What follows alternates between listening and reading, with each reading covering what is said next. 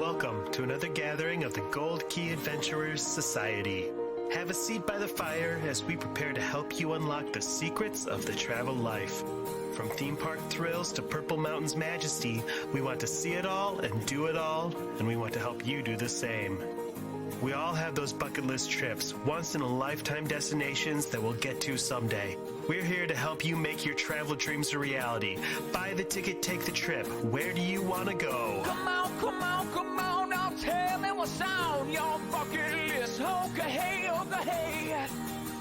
it's a beautiful day. Okay, hey, it's a beautiful day.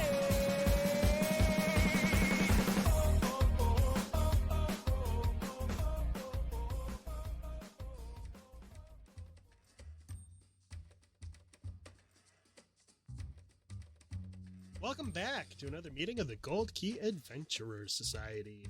My name is Dan Leonard. Hi, Dan. And joining me this week in the studio is Heather Strait. Hiya.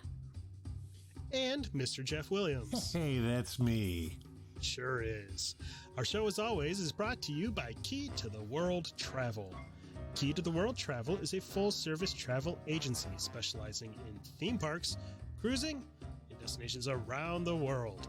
Head to www.keytotheworldtravel.com for more details and a no-obligation quote on the vacation of a lifetime. It's spooky season. It's very spooky. The most wonderful time of the year. It is. Yeah, a couple months ago that we went to the Magic Kingdom and we experienced the not so very scary fun. A couple of months ago, back in August. So weird. Yeah, that is weird that we went to the Halloween party 2 months ago. Yeah. First week of August. And it's traditional start of still not season. even Halloween. Yeah. No, dear God. I've already outgrown my Halloween shirt from that party. So yeah, we saw the tame side of Halloween in Orlando. Now we're More going like to take lame. you to the dark and twisted side. Very dark and very twisted. That's right. Heather and Jeff were at one of our favorite events of the year, Halloween Horror Nights. Hashtag hosted. Universal. Hashtag hosted. Universal Orlando Resort. So you braved the fog, made it back to tell the tale. So yes. tell the tale. We braved the rain, too. It was a little bit rainy the night we went. But Yeah, but you manageable. We had really good luck because there were a couple of times when it was absolute like flood the streets, torrential rain, but they were always when we were in a house or when we were under a covered queue. So Yes. we actually didn't get all that wet. Yeah. Y'all were also under a tornado warning at that time, so you really did get lucky there. We did. I mean, our experience didn't get interrupted at all. Nope. We spent about 3 hours there and were able to see 7 houses, which is pretty fantastic if you're not on an RIP tour to get that many houses in. So this is something new for me this year. Express pass, though, so that was great. And that worked great. This was a Wednesday night? Wednesday night, but it was full. It was very, very busy. And I will say this is the first time I experienced Halloween Horror Nights without an RIP tour and instead using the Express Pass. And I got to say, it is a great way to do it. It is worth every penny. And a whole lot less expensive than the RIP Definitely. The most we waited in a queue was just under 30 minutes, and it was for a house that the standby wait was 180 minutes. So it was killer. Was that Stranger Things that was the longest one? That was Stranger Things. The other one that was really long was The Last of Us. And all that of one those went right fast. in a row there that are the ones right under Rip Ride Rocket between there and Jimothy Fallon. All of those 4 houses right there had crazy long lines, but they were all so organized at how they get you in and out of those things. They weave the lines around, and for the most part, they're covered. So we were in the rain, not much. Pretty great. The Last of Us is that and Stranger Things are probably the 2 premier houses this year, and the standby lines were insane. The Last of Us is back out. I'm trying to get my bearings. It's back out really behind the parks, and they built this network of Men in Black. raised carpeted platforms because they've had some flooding issues back there. When in the fall you get some pretty torrential rains in the Orlando area, so they built these raised carpeted walkways to keep everybody up out of the water when it floods back there. And it was impressive, but it was such a long line. That weird fuzzy, not quite an indoor, not like Brady Bunch yard carpet, but it was just a weird texture thing, but it was not slippery at all. So that was interesting. And the water could pass through it, but it kept you grippy. Very good idea back there, because I've slogged through back there in the rain too before, and it's nasty. It's yuck. Yeah. Real quick, before we get into some of the attractions, you guys mentioned that the Express Pass was a great option for getting through those houses quick. Yes. I wanted to point out that you won't see it really advertised anywhere on the websites or anything, but if you didn't grab an Express Pass ahead of time, sometimes when you're at the event, they'll put a late night Express Pass out for sale, and they'll have kiosks out around the park that you can grab those for a reduced price for like the second half of the night. But that's not a guaranteed. It kind of depends on how many Express Passes they already sold. So if you decide you want one, grab one of those. But then another great way to get some extra houses in is what they call the stay and screen. Yes, option. I was going to mention that that's another fantastic strategy. We saw that staging as just before it launched, as we were leaving the park to go to dinner before we came back for Halloween Horror Nights, and they had everybody in the staged areas ready holding for zones. Stay and scream. So what you do is you pick a holding area that you want to go to, and they have, I think, 3 or 4 of them that kind of give you access to different houses. So you want to plan out which ones are important to you to get in, and you get into this holding zone right around the time when they're, a little bit before they start kicking all the guests out who don't have Horror Nights passes. And then you get to go into the mazes. You get to go into a specific area of the park early before Halloween Horror Nights opens, and you can get several houses out of the way. I've heard at like Kendra, 3 to 4, right? Yeah. When Kendra was there, she did Horror Nights twice this year. Lucky. And, yeah, I know. She got 3 to 4 houses, and she did the holding zone that got you into Stranger Things, Last of Us, and I think is Chucky over there. There was another one of the big ones was over there. Can you combine that stay and scream with Express Pass so you could really bang them out? You sure could. Yeah, that would be a great strategy for seeing all of them on one night without a VIP tour. We went to dinner and we didn't start in the park till after. It was a little after 7 o'clock, and we left just after 10 and had done 7 of the 10 houses. And if it hadn't been just pouring rain, we would have stayed for another. But by that time, I was just tired and ready to go. And we had time for one drink stop, one boozy beverage stop, and got to go through the scare zones as well. So it's a really great strategy. It really is worth it. And if you want to spend a little bit of extra money, there's 2 different RIP tour options. One fully private, which is obviously the most expensive option, but you can have up to 10 people with you on your private tour. And the other one is a public. Yeah. The other one is a public RIP tour where you join a group of folks. And both of those options, you can get all 10 houses and the show and the scare zones. And they include bar and snack stops along the way. It's a full night, but really it's worth it.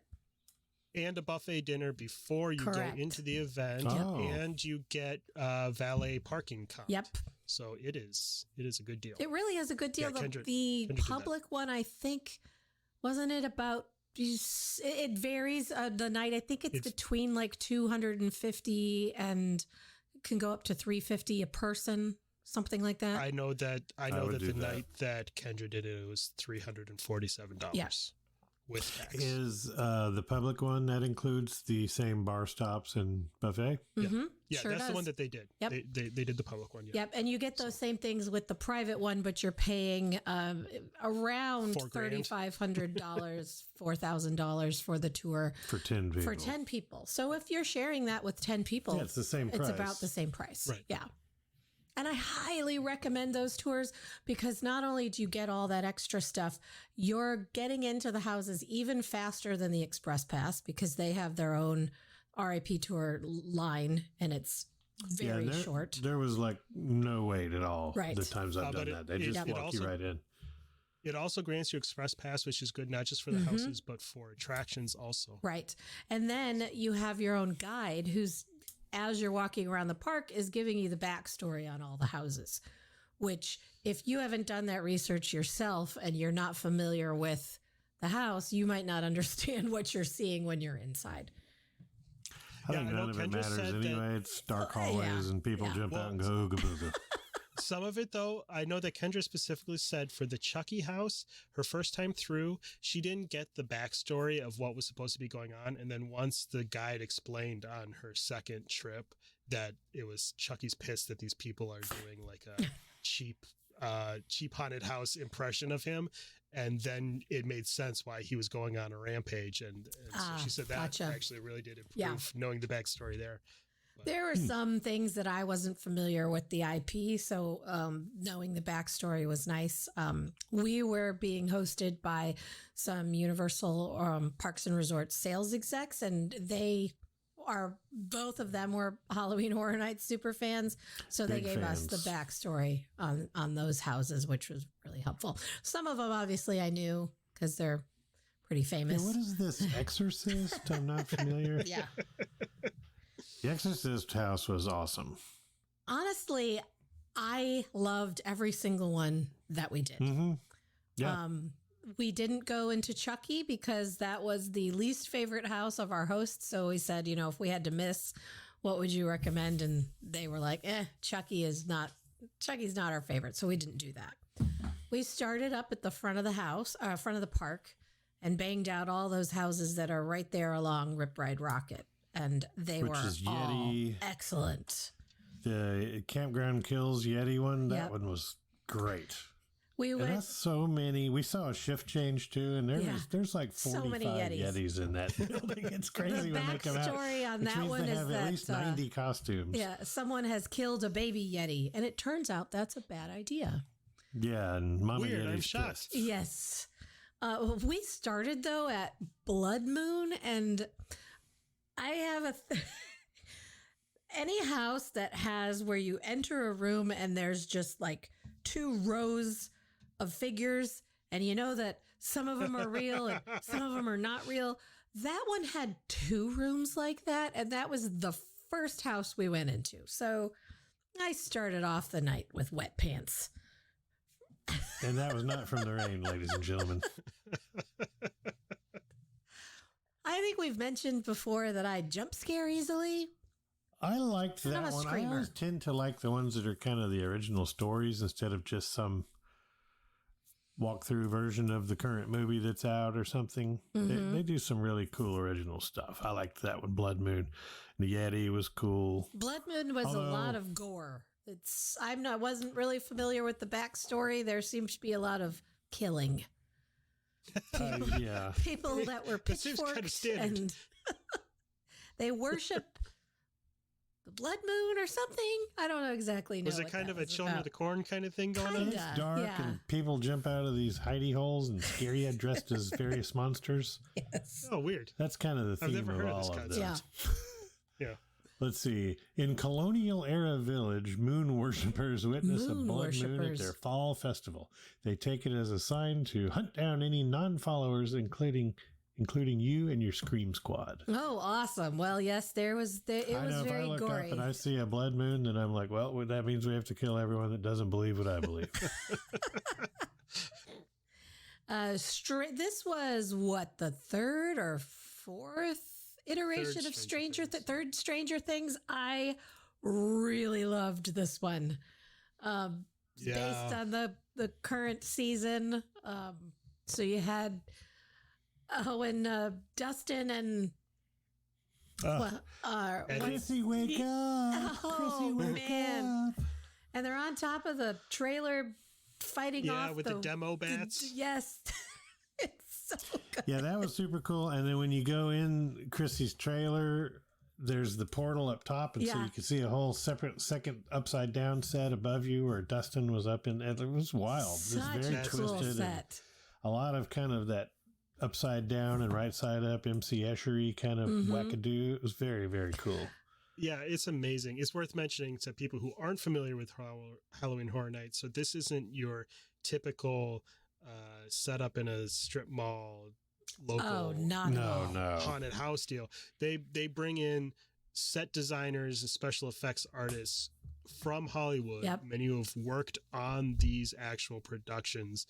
And they do just the sets are biggest absolutely budget, most amazing, incredible. The 2 times they've done Jordan Peele movies, he himself came and designed the house and was instrumental in building it. So that they take and it's wild. The sets, like I'm knocking on them. These are sturdy concrete walls and doors and very stuff. Cool. Like it's and then the costumes really sturdy, are impressive stuff. Incredibly realistic. Vecna got right in my face a few times. I mean, she might as well walk around with a target on her shirt. It is hysterical. I wonder how everyone knows to target me. It doesn't matter. Well, because you're screaming. Well, at that's everything. Part of it. But also, Jeff Williams is pointing at me. The one time I went ahead of you, I was pointing them out because I know where they're going to be because I know how those things work. So I would just lean around there and point behind me and go get her. And they do. And so when I would look and nothing would happen, she would think nothing was there. And then they'd out of the same hole I just walked past. Stranger Things was one of 3 houses where I exited out at the end and it was clearly the exit and I was out of the house and then somebody scared me. They love to do that. Awesome. Yeah, you see the light from outside and the security guard and you're like, oh, good, it's all done. over. Yep, there we go. And this year, so the sets and the costuming are incredibly realistic. One of the things they did this year with the tactile experience is they seemed to like wet things. Which was it? The Yeti one we had to go through this wet maze. Sleeping bags were the curtains between the doors, and then they also have wet. I noticed they had this at the year before at the bug one, but in this one, in that Yeti one, they had wet string just hanging all over in the ceiling. So as you're going through, there's just like ick, feels like hair or whatever touching you. It's like so gross. Those wet sleeping bags were disgusting. Yeah, I'm gonna have bad dreams about that for a while because you had to like move the wet sleeping bag to like. To get through. And it was super cold in there. Like the Yeti one, they very realistic. They made it so cold. So it's wet. They're blowing fake snow around, and it's like a really, really cold, kind of sprinkly, icy wind going in there, and then Yetis jumping out everywhere. So good. I thought Dueling Dragons, I don't know if this was the first time. It was interesting that they made a house based on one of their own rides. That one was cool. Yeah, it was very not scary. It was more like sci-fi. Not scary. I had somebody jump out from either side and get right in my face. Jump 2 feet in the air.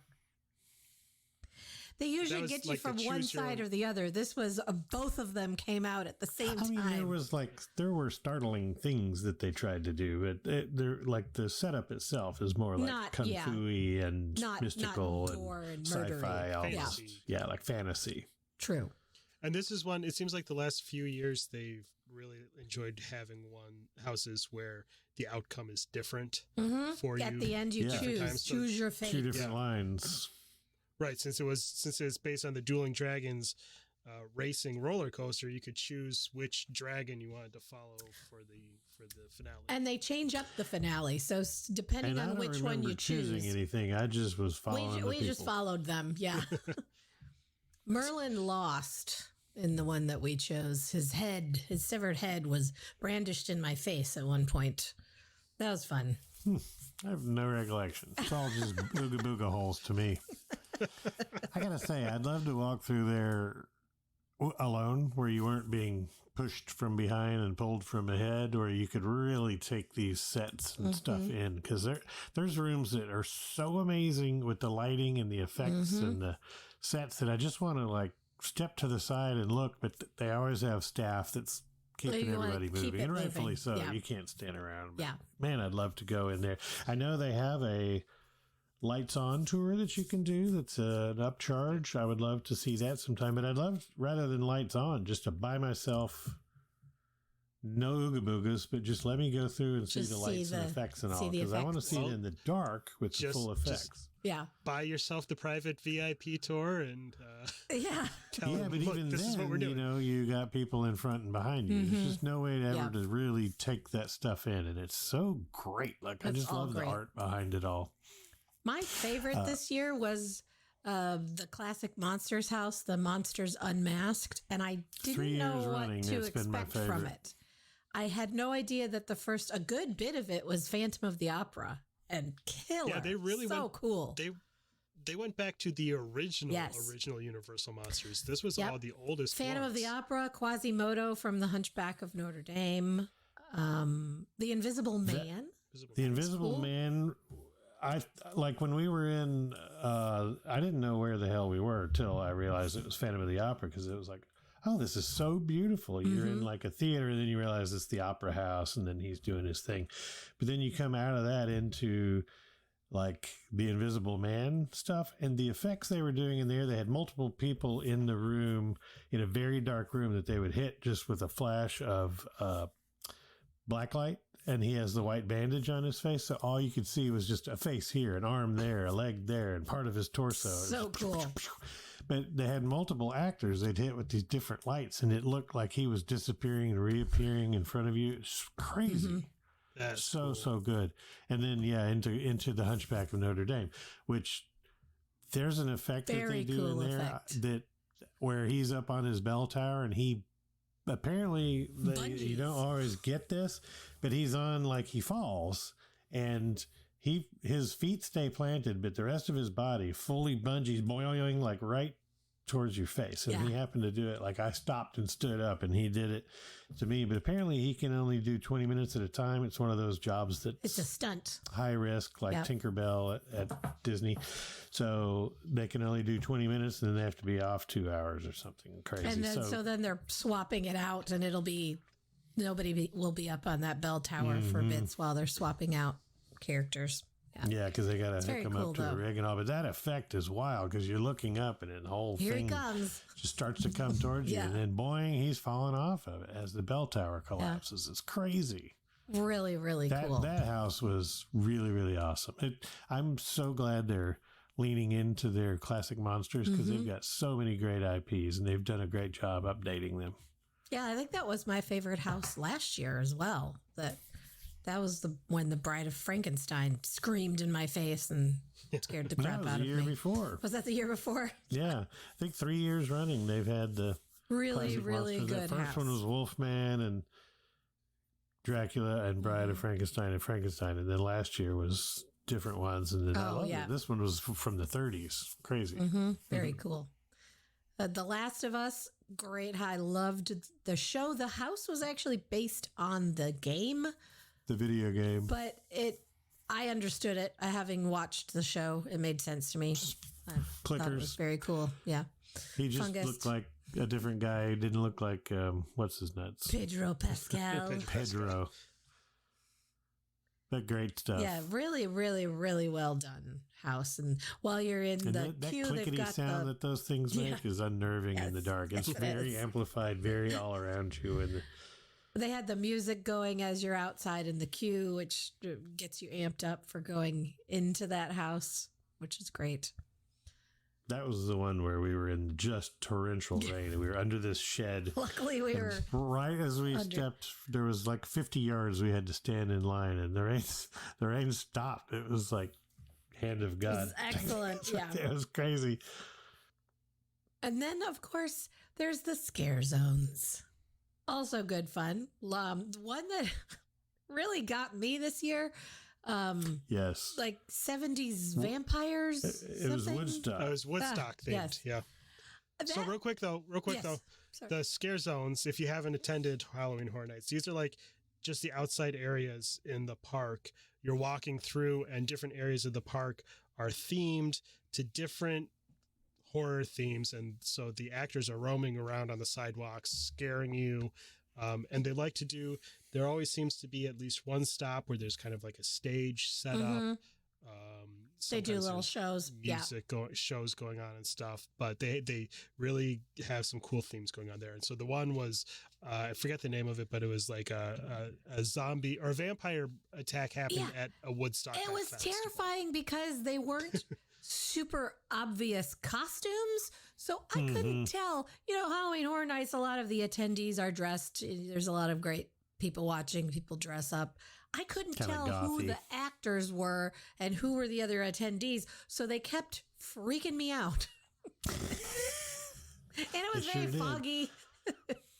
I was looking through Kendra's pictures from there, and I was like, you can't, because they're in just regular clothes, and there's just like a random dude with a bloody face. I'm like, why did you take a picture? Yeah, a lot of tie-dye. Until they like opened their mouth with they had their fangs in your face. You couldn't tell that they weren't just and it was a very well attended event that night. So there were a lot of people out. They had some like sexy vampire go-go dancers. They always do a little bit of some kind of go-go monster thing. So it's like sexy girls dancing that are a werewolf, or this year it was the concert goers in the hippie gear, like Woodstock dancers wearing go-go boots and stuff, but they were all rotted face, and it was great. And then of course my nemesis, the Chainsaw Gang. Oh, the squad of chainsaws this year is so cool. They have these guys that they look, I don't know what they were kind of looked a little bit like Hellraiser guy, Pinhead. It was kind of like a goth disco chainsaw crew. I don't know what, but they'd come 30 of them at a time. Well, and we could hear them coming behind us. Forever. So I'm like, okay, I'm speeding up. And somehow they managed slowing her down to get in front of us in a foggy section. How that happened. They blast it with fog, and then they start stepping out of everywhere. But there was this one dude that was crouched down in the fog, and they blasted. She could see that he was waiting on her. And they filled the street with such thick fog you couldn't see anything until he was like an inch from her. So good. I did not avoid them. Anybody that's wondering, they will get near you and scare you and all that. They do not touch you. They can't touch you. They're not allowed to touch or do anything like that. So some of the effects, or like I was saying, the string or the wet backpack kind of, or wet sleeping bag, yes, that's tactile. The scare actors do not touch you. Nobody's ever going to touch you out there, whether in a scare zone or in a house. And try not to punch them in the face when they scare you. Try. Apparently that's a very real hazard. I was carrying an umbrella this year because of the rain, and I didn't smack anyone with it. That makes a really good tool for if the person in front of you is a scaredy cat too. If you have a wet umbrella that you can just touch to the side of their face in a dark when they're something on edge because they're in a dark haunted house. So if you predict that a scare actor is going to come from the left, you just hit them on the right side so they turn that way, and then from the other side they get scared. Yeah, it's delightful. Nice. Delightful. So fun. It's me. I was doing that. Yes. Yep. It's shocking, but it is such good fun. It took me a long time to warm up to the idea of going to this event because I scare easily, but it's so fun. You just gotta relax and scream, and it's a ton of fun and so well done. Incredibly well organized. I'm always just so impressed at how they can have that going on in the middle of a park that's also open for business during the day. It is unbelievable, the logistics behind this thing. And it's got to cost so many millions of dollars to put on. But then they're selling out, $100 tickets. And their resorts sell out as well, because it's an event that goes pretty late. You can stay, I think, as late as 2:00 in the morning. If I'm remembering, so a lot of people will grab a hotel room and stay really close.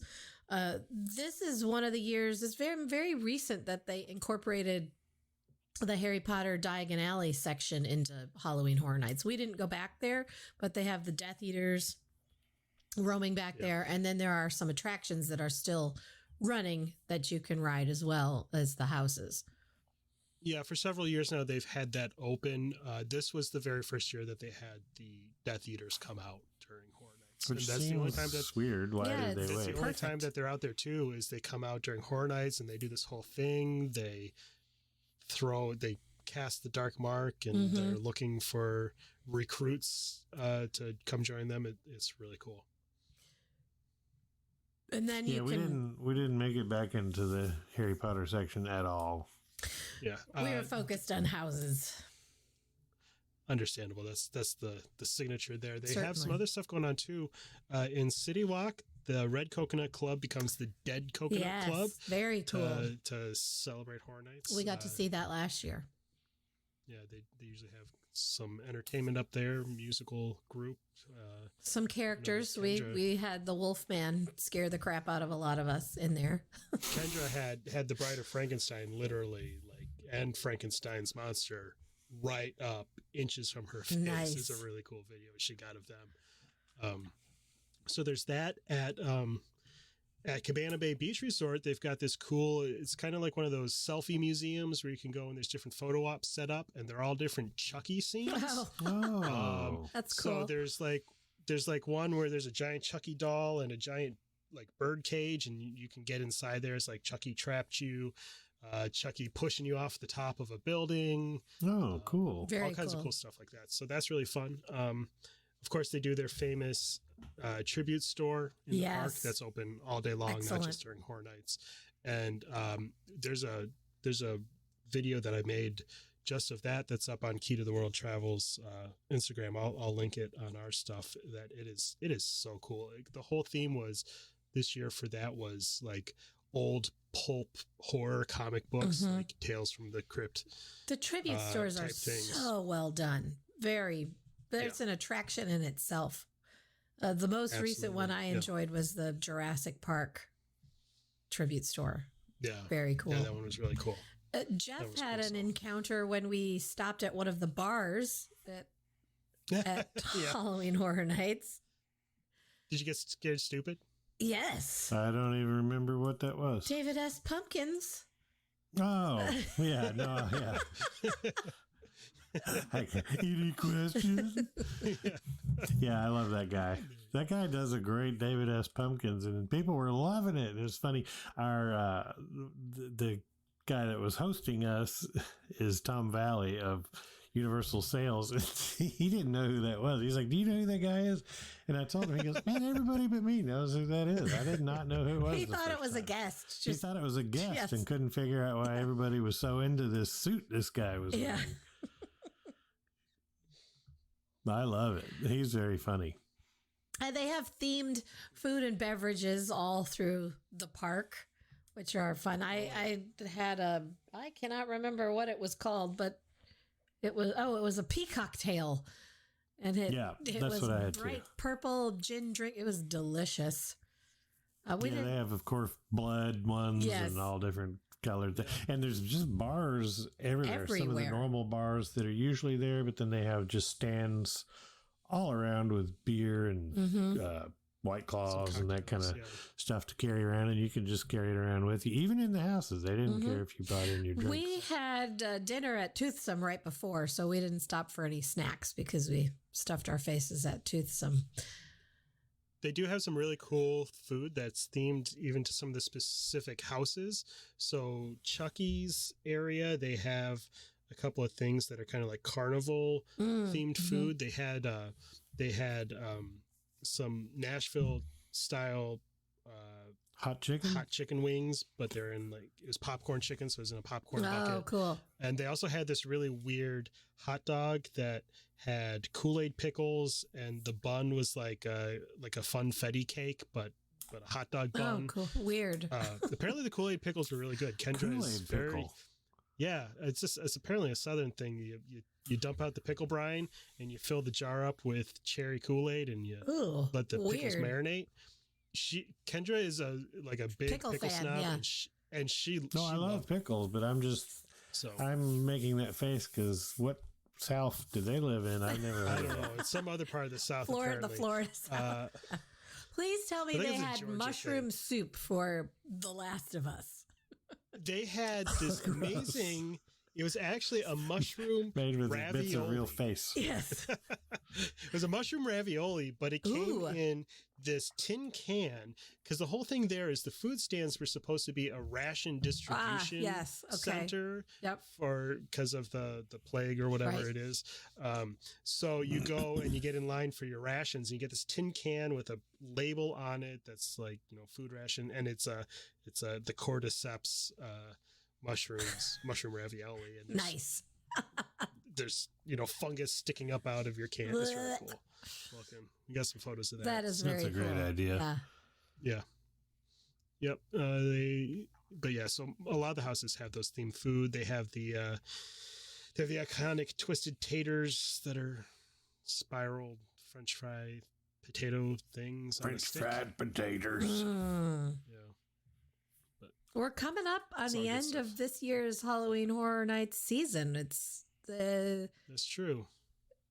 getting I'm very so close thrilled we to got to Halloween. go. Yeah. I was afraid we weren't going to get to go because our fall travel schedule has been bananas, and we managed to squeeze in a night of it. So I'm thrilled. I'm sorry you didn't get to go this year, Daniel. Some We year are I'll going get to to have go. to do a Gold Key Adventure Society Halloween Horror Nights trip next year. I agree. Yeah, they'll be running for a couple more weeks because they typically give you 1 or 2 days after Halloween. I think this one ends on the Shut it down. 4th. Yeah, so there's a few days, and they haven't announced Christmas at Universal Orlando yet. I know They're canceling it. is. At this point, they might as well. Holy crap! People are so antsy to find out when they're going to be able to book Breakfast with the Grinch. We saw one of the areas.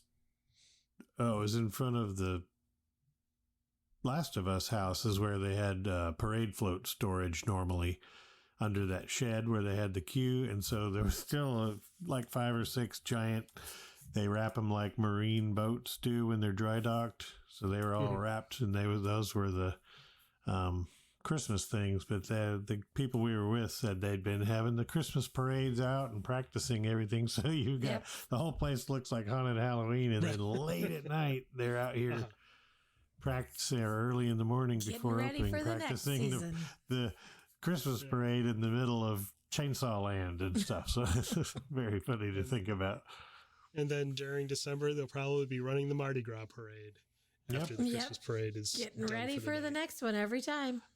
I'd love to know sometime how many people they hire to run this temporary thing, because it is astonishing the number of. So we were there at a couple of different shift changes for these houses, and like 100+ people come out of each house in full blood, gore, costume, like elaborate costumes, not a shirt and short. I mean, these are incredible. And then another crew goes right back in, and that's 100+ at a time in each house. Like, it's wild the number of temporary people they have to have, besides the people that are running it and doing it and performing and lights. It's just, what an undertaking. I love it. Yeah, it's huge. It's huge. We should mention too, as we're recording, literally hot off the presses news, Universal shared a little bit of information about this attraction that they've got coming to Las Vegas. We talked about this a while back. They're going to have a year-round Horror Nights attraction in Las Vegas. Yeah, I'm super stoked for this. It's in Area 15, which you were familiar with. I was not familiar with this. Is that where we store the UFOs? Well, it's Something like it's that, Area yeah. 15, so it's where we store the OFUs. Ah, perfect.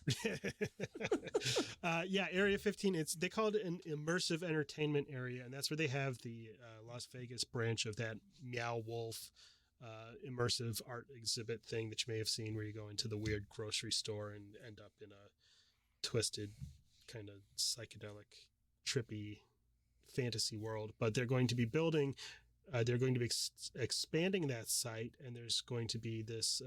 They released the name as Universal Horror Unleashed, and there's not a ton of information, but it's going to be a permanent year-round horror experience. It's a great idea. Inspired by Horror Nights, there's going to be multiple immersive horror-centric experiences with eerie eateries, highly themed bars. They're going to have multiple maze-type areas, so it's going to just be, if you're a fan of horror, go get your fix there. It's going to be really cool. Yeah, it sounds more involved than I was expecting. I thought it was going to be like one building with maybe a couple of mazes or something, but this sounds like there's indoor, outdoor elements to it and multiple places to eat. And the whole thing is going to be elaborately themed, I'm sure. This is very exciting for me. Yeah. I love horror. Yeah, and they specifically say next level immersive experiences. So I think it's not just going to be a walk through haunted house, but it's going to be something a little bit more that puts you into a world, which sounds just so cool. Yeah. And if you see the stuff they pull off on a temporary basis every year, I can't imagine if they've got the tech and the money to do a for sure permanent Las Vegas installation. It's going to be just off the chain. Oh yeah, it's going to be bigger and badder. It's going to be amazing. So cannot wait. Cannot wait. It's going to be very exciting. Well, you're going to have to, because they just started building the thing. Dang it. All right, I'll wait a little while, And but not too long. they're still working on that new park in Orlando too. So And Texas. they've got, oh, that's true. The family park in Texas. Right. They've got a few irons in the fire. That's for sure. They're There's some throwing that great- Comcast money around. Yeah, there's some great stuff coming from Universal. Destinations and experiences. That's right. Yeah, they've got a lot. Fingers It's gonna crossed be for it's some gonna be a good classic few years. monsters at Epic Universe. Oh, that'll be so cool. I mean, it's not confirmed, so I'm not It's going to say not. that there is, but it's not. there's But some as soon as castles. when they released the drawings of it, everything over there looks like a Gothic It village. sure Right. does. And they sure have spent a lot of time and money reimagining the Universal monsters in the last 4 years For since sure. they announced Yeah. this park. It So I seems think- like a hint. It's a bit of a They've gotta churro be stand doing it. they're building there. Mhm. Right. I would definitely put my money on 100%. some sort Yeah. of They also still haven't confirmed how I met or what how to How to Train How Your I Met Your Dragon. Dragon. How I Met Your Dragon. How to Train Your Mother. How to Train Your Dragon, even though there's already the ship and the statues and the whole Yeah, there's plot like from 30 the movie. Like, There's 30-foot tall Viking statues and gigantic dragons, but no, we don't know what's no, going I there, don't know. folks. It could be anything. Nothing to see here. Churros. It's Keep just moving. churros.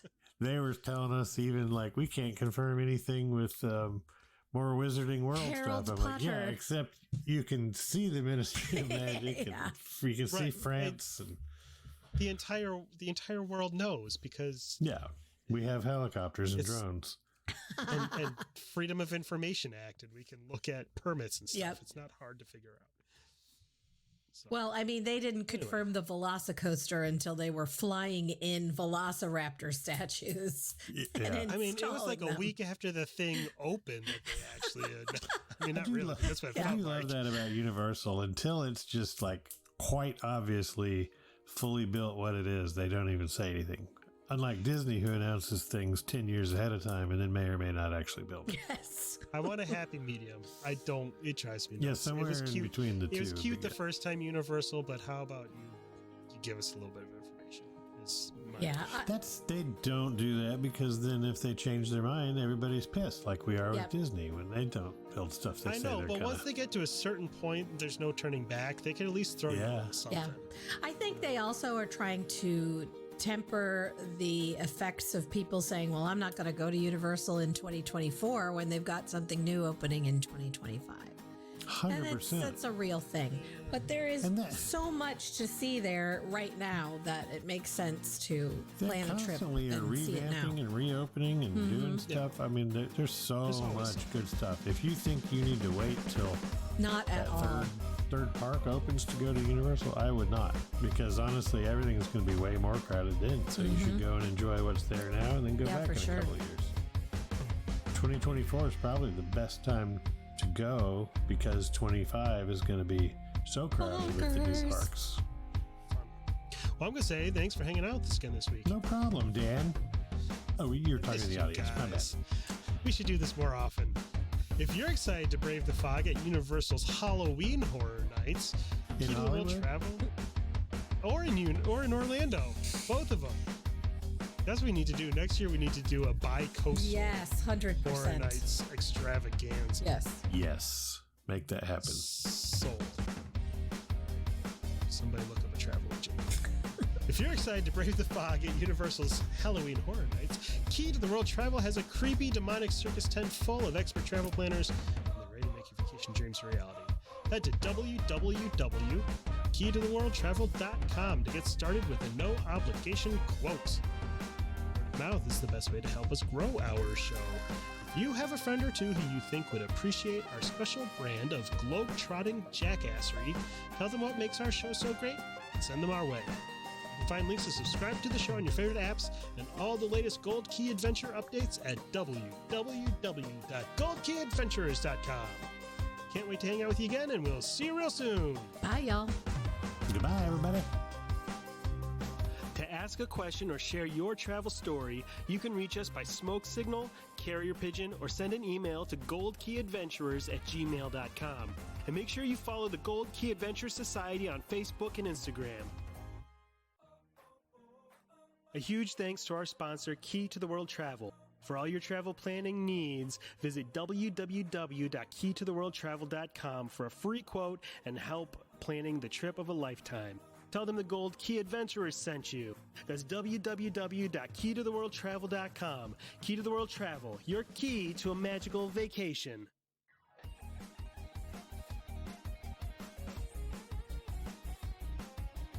Thanks to Outer Vibe for the use of their song Hoka Hey for the intro and outro of our show. Find them on Facebook at The Outer Vibe or check out www.outervibe.com for tour dates, music, merch, and more.